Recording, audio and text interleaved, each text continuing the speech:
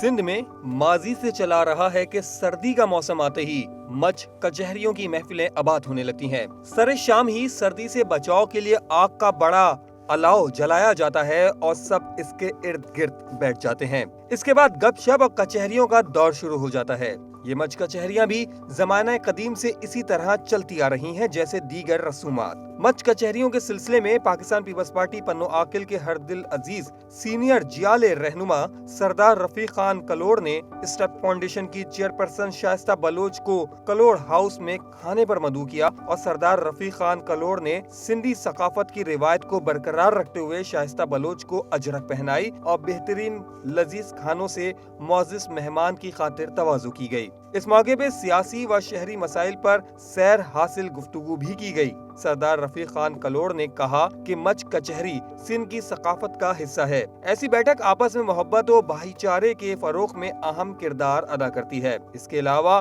एक दूसरे के हाल अहवाल सुनने का मौका मिलता है। मच कचहरी के इख्तिताम पर मेजबान सरदार रफीक खान कलोड़ की जानिब से पुरतकल्लुफ अशाइये का भी एहतमाम किया गया।